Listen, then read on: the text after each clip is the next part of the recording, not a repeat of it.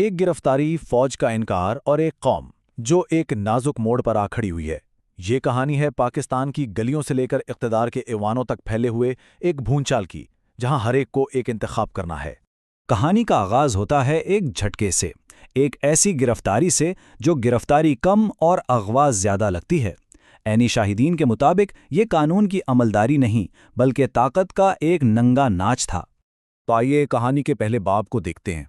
इंसानी हकूक की एक जानी मानी वकील ईमान मजारी को दिन दिहाड़े उठाया जाता है। निकाबपोश एहलकार आते हैं, गाड़ी के शीशे तोड़ते हैं और उन्हें जबरदस्ती घसीट कर बाहर निकालते हैं। और यहीं पर मामला बहुत अजीब हो जाता है। एक तरफ वो वकील हैं जो हमेशा कमजोरों के हक के लिए खड़ी होती हैं, और दूसरी तरफ उन पर इल्जाम है दहशतगर्दी का, और वो भी एक ऐसे केस में जिसकी तारीख 10 फरवरी 2025 है। जी हां, मुस्तकबिल की तारीख। ये तजाद इतना बड़ा है कि इस पर सवाल उठना तो बनता है। ये सिर्फ एक शख्स की बात नहीं है, ये एक बहुत खतरनाक रुझान की तरफ इशारा है। जरा सोचिए, अगर हर इख्तलाफ करने वाले पर दहशतगर्द का लेबल लगा दिया जाएगा तो फिर असल दहशतगर्द और एक आम शहरी में फर्क कैसे होगा? ये एक ऐसा रास्ता है जहां इस लफ्ज की अपनी अहमियत ही खत्म हो जाएगी। तो सवाल ये है कि ये सब कर कौन रहा है? जब उंगलियां उठती हैं तो इनका रुख किसकी तरफ होता है? कहानी का अगला हिस्सा हमें ताकत के इन ऐवानों में ले जाता है जहां जिम्मेदारी एक से दूसरे पर डाली जा रही है। एक ब्रीफिंग होती है सहाफ़ियों के साथ। जब फौज की तर्जुमान से कुछ बड़े मुतनाज़िया फैसलों पर सवाल किया जाता है तो जवाब में सिविलियन हुकूमत की तरफ इशारा कर दिया जाता है। यानी पैगाम बिल्कुल साफ है, ये फैसले हमारे नहीं उनके हैं। और वो कौन से बड़े फैसले थे जिनसे खुद को अलग कर लिया गया?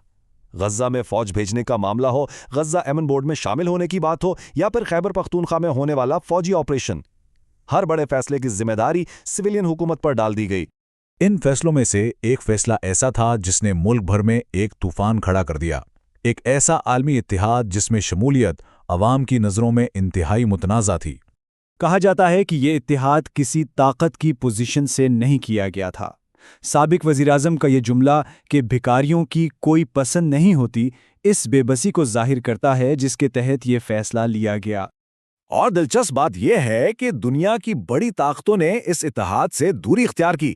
चीन, रूस, फ्रांस, ये सब सलामती कौंसिल के मुस्तकिल मेंबर हैं, लेकिन वो पीछे हट गए। यहां तक कि जर्मनी, भारत और कनाडा जैसे मुमालिक ने भी इसमें शामिल होने से इनकार कर दिया।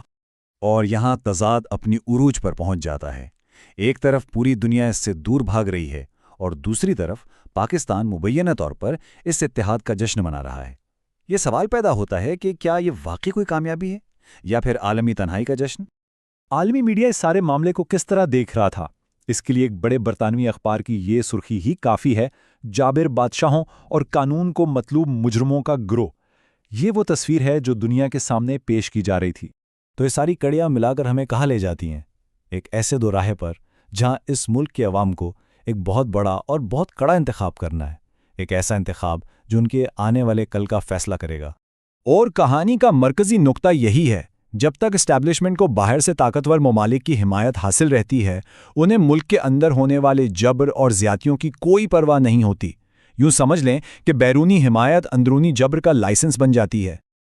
और आखिर में कौम के सामने ये दो रास्ते रख दिए गए हैं। एक रास्ता है खामोश गुलामी का, जहां आपको अपने बच्चों को सिखाना है कि सर झुकाकर जियो और कभी सवाल मत करो। और दूसरा रास्ता है मुजाहिमत का, कि उठ खड़े हों, मुल्क को सही रास्ते पर लाएं और ताकतवरों को जवाबदेह बनाएं। तो इंतखाब बिल्कुल वाज़ेह है, ताबेदारी का मुस्तकबिल या मुजाहमत का मुस्तकबिल। ये वो सवाल है जिसका जवाब अब इस कौम को अपने अमल से देना है।